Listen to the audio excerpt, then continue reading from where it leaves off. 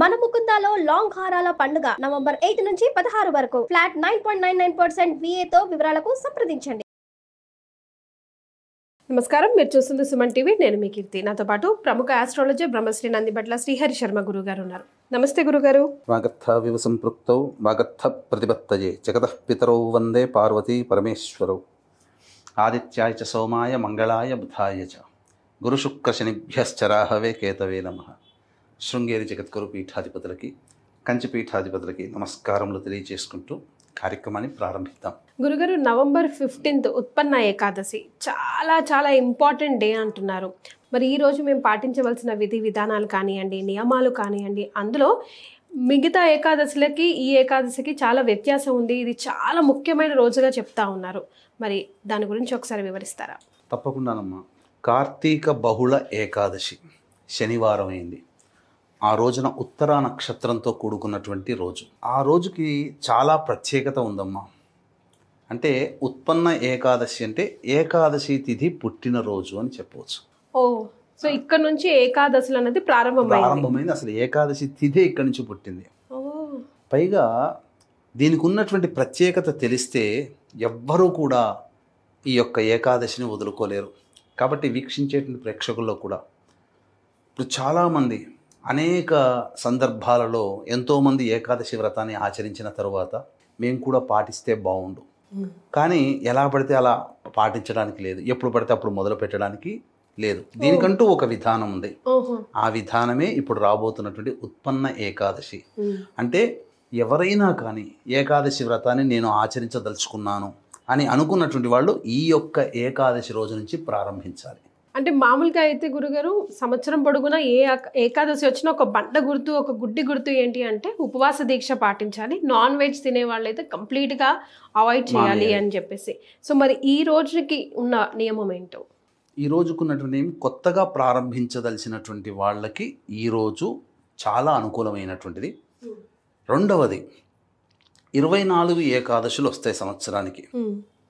ఈ 24 ఏకాదశుల్లో ఆచరిస్తే ఎంత పుణ్య ఫలితం కలుగుతుందో ఈ ఒక్క ఏకాదశి రోజున ఆచరిస్తే అంత పుణ్య ఫలితం కలుగుతుంది. అంతటి విశిష్టమైనటువంటిది. అసలు ఈ ఏకాదశి రోజున ప్రధానంగా ఏకాదశి ఎలా పుట్టింది అనేటువంటి యొక్క గాథని తెలుసుకొని ఆచరిస్తే ఇంకా మరింత మోక్షము కలుగుతుంది, పుణ్యం కలుగుతుంది. అంటే పూర్వము మురాసురుడు అనేటువంటి రాక్షసుడు ఉండేవాడు. సహజంగా మనం చూస్తున్నాం, రాక్షసులు అంటే మొత్తం ముల్లోకాలని క్షోభింపజేస్తారు. ఇప్పుడు టెర్రరిస్టుల్లాగా అని చెప్పవచ్చు. మూకలు 100 మూకల్లాగా వచ్చేసేస్తుంటారు. ఇక ఆ మురాసుడు యొక్క ధాటికి తట్టుకోలేక దేవతలు, బ్రహ్మాది దేవతలందరూ కూడా విష్ణువుని ప్రార్థిస్తే రక్షించేవాడు విష్ణువు కాబట్టి ఆ మురాసురుడు యుద్ధం చేయడానికి పూనుకుంటాడు. విష్ణువు 1000 సంవత్సరాలు యుద్ధం చేస్తాడు.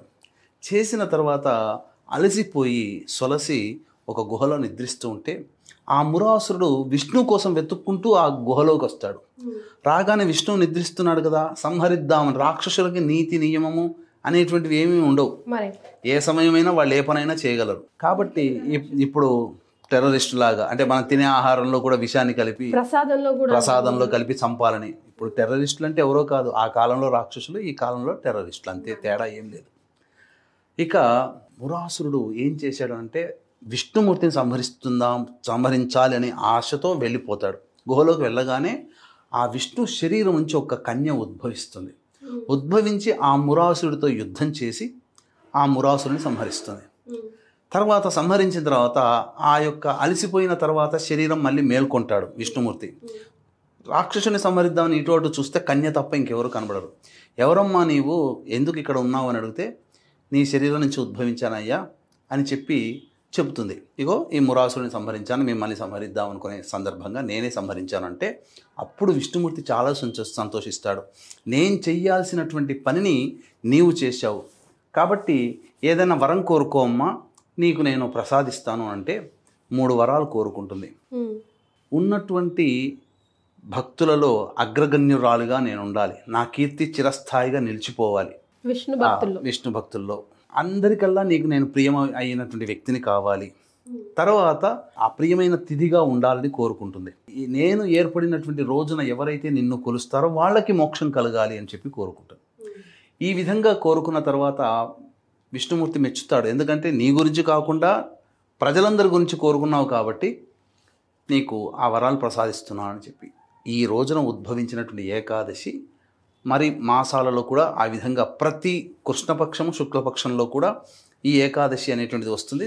విధి విధానంగా ఆచరించినటువంటి వాళ్ళకి ఆ యొక్క విష్ణుమూర్తి యొక్క అనుగ్రహం కలుగుతుంది.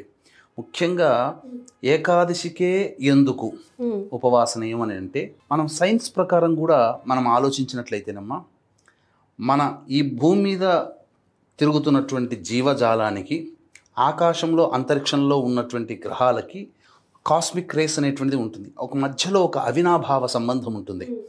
కాబట్టి దైవిక శక్తి మానవుని శరీరంలోకి ప్రవేశించాలి అంటే శరీరము శుద్ధముగా ఉండాలి. ఆహారం భుజించితే శరీరము కొన్ని శక్తులని గ్రహించలేదు.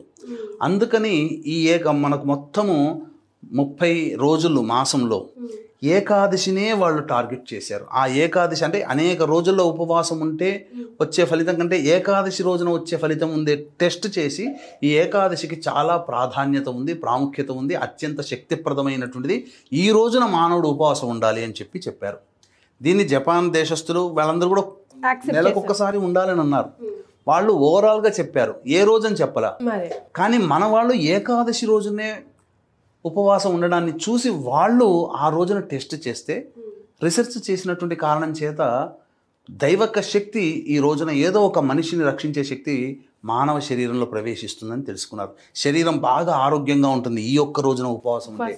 అందుకనే ఇది పెట్టారేమో అని చెప్పి, అందుకనే చక్కగా దైవధ్యానం చేసుకుంటూ ఏకాదశి వ్రతాన్ని ఆచరించాలి. ఈ ఏకాదశి వ్రతాన్ని ఆచరించదలిచినటువంటి వాళ్ళు ముందు రోజు నుంచే సిద్ధమవ్వాలి. దశమి రోజు నుంచే సాయంకాలం ప్రదోషకాల సమయానికి కాలకృత్యాదులు తీర్చుకొని విష్ణు దేవాలయానికి చేరుకొని మొట్టమొదలుగా ఈ ఉత్పన్న ఏకాదశికే ప్రధానం కాబట్టి ఈ రోజు నుంచి నేను ఏకాదశి వ్రతాన్ని ఆచరిస్తాను భగవానుడా, నాకు శక్తిని భక్తిని ప్రసాదించు, నమ్మకాన్ని ప్రసాదించు అని చెప్పి వేడుకొని వచ్చి ఉంటే సరిపోతుంది. ఆ రోజు రాత్రి మాంసాహారం, మద్యపానం, ధూమపానం ఏమీ తీసుకోవద్దు. బ్రహ్మచర్య వ్రతం ఆచరించాలి. వీలైతే నేల మీద పడుకుంటే మంచిది. ఈ విధంగా చేసి పొద్దున్నే లేచి కాలకృత్యాదులు తీర్చుకొని ఇంట్లో దీపారాధన, తులసి చెట్టు దగ్గర ఆవు నేతితో దీపారాధన, తులసి చెట్టు పక్కన శంకు చక్రములు బియ్యపిండితో ముద్ర వేసి అష్టదళ పద్మం వేసి మధ్యలో పుష్పములు, గంధము, అక్షతలతో అలంకరణ చేసి మధ్యలో దీపం పెట్టి ఆవు నేతితో దీపారాధన చేసి విష్ణు సహస్రనామ పారాయణము, 2 అరటిపండ్లు, దానిమ్మ పండు, ఆవు పాలు నైవేద్యంగా పెట్టడం. తర్వాత విష్ణు దేవాలయానికి చేరుకొని విష్ణువుకి మనస్ఫూర్తిగా నమస్కారం చేసుకొని ఇక ఆ రోజు ఇంటికి వచ్చి భోజనము అనేటువంటిది స్వీకరించకుండా నిద్రపోకుండా విష్ణునామస్మరణ, నారాయణాయ నమః అంటూ విష్ణునామస్మరణ చేసుకుంటూ ఉండడం. మళ్ళీ ప్రదోషకాల సమయానికి దీపారాధన, మళ్ళీ ఇంట్లో విష్ణు సహస్రనామ పారాయణం, దేవాలయ దర్శనం, ఆ విధంగా చేసుకొని వీలైతే ఆ రోజున జాగారం ఉండడం. తెల్లవారి ముఖ్యంగా ఆదివారం ద్వాదశి తిథి వచ్చింది.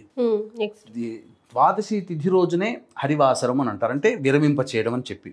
కాబట్టి ఆ ద్వాదశి తిథి రోజున అందరూ కూడా మళ్ళీ స్నానం ఆచరించి చక్కగా కాలకృత్యాదులు తీర్చుకున్న తర్వాత విష్ణు సహస్రనామ పారాయణ మళ్ళీ ఒకసారి చేయాలి. తర్వాత ఏం చెయ్యాలి, ఎలా విరమించాలో కూడా తెలియజేస్తాను వీక్షించేటువంటి ప్రేక్షకులకి. ఈ నెల 20వ తారీఖు రోజున అమావాస్య సందర్భంగా సుప్రసిద్ధ శ్రీశైల క్షేత్రంలో జాతకరీత్యా కలుగు అన్ని రకాల సమస్యల నివారణకి సర్వదోష నివారణ పూజలు, హోమాలు, అలాగే మేష, మిథున, కర్కాటక, సింహ, కన్య, వృశ్చిక, ధనుసు, కుంభమీన రాశుల్లో జన్మించిన వారికి శనిదోష నివారణ పూజలు, హోమాలు, మృత్యుంజయ హోమం కూడా జరిపించడం జరుగుతుంది. ఈ యొక్క కార్యక్రమంలో నమోదు చేసుకున్నటువంటి వాళ్ళకి శక్తిపాతం చేసిన కరుంగలి మాల ఇవ్వడం జరుగుతుంది. కాబట్టి 20వ తారీఖు సాయంత్రం 6 గంటలకు ప్రారంభమవుతుంది. కాబట్టి ఆ రోజున 5 గంటల లోపల మీ గోత్రనామాలు నమోదు చేసుకోవచ్చు. స్క్రీన్ పైన కనిపిస్తున్న నెంబర్కి కాంటాక్ట్ చేసి పూర్తి వివరాలు తెలుసుకోవచ్చు. ఇక విరమింప చేయడం సంబంధించినటువంటిది చూసుకుంటే ఆ రోజున ఇంట్లోనే అన్నము అవన్నీ కూడా భోజనాది కార్యక్రమాలు, వంట వండి. ఏకాదశి రోజు సాయంకాలం కూడా తినకూడదు. పండ్లు, పాల పదార్థాలు తినవచ్చు, తప్పు లేదు. శరీరాన్ని ముఖ్యంగా తినకూడదు. తెల్లవారి ఇంట్లోనే వంటకాలన్నీ పూర్తి చేసుకున్న తర్వాత అతిథి అభ్యాగతులకు ఎవరికైనా కానీ అన్నదానము చేసి అప్పుడు ఇంట్లో వాళ్ళు భోజనం చేయాలి. ఈ విధంగా చేసినటువంటి మానవుడి యొక్క గొప్పతనము, పుణ్యాన్ని వర్ణించడానికి దేవతలకు కూడా వీలు పడదు. 1 సంవత్సరం చేసి చూడండి అమ్మా. తద్వారా శరీరంలో ఎన్ని రోగాలు నయమవుతాయో నేను అనుభవించి చెప్తున్నానమ్మా. ఎందుకనంటే కాశీక్షేత్రంలో మన కార్తీక పౌర్ణమి సందర్భంగా ఉన్నాం కదమ్మా. ఆ ఉన్నన్ని రోజులు ఉపవాసంగానే ఉండడం ఎంత బాగుందంటే, ఉపవాసం ఇలా ఉంటే ఇంత చక్కగా మన శరీరం బాగుపడుతుందా అని చెప్పడానికి స్వానుభవంగా చెప్తున్నాను, అనుభవించి చెప్తున్నాను. కాబట్టి వీక్షించేటువంటి ప్రేక్షకులు చక్కగా ఈ యొక్క నియమాన్ని పాటించి తరించండి, దైవానుగ్రహాన్ని పొందండి అని చెప్పవచ్చు. చాలా సంతోషం గురుగారు. శ్రీమాత్రే నమః. సర్వం శ్రీ ఉమామహేశ్వర పరబ్రహ్మార్పణమస్తు.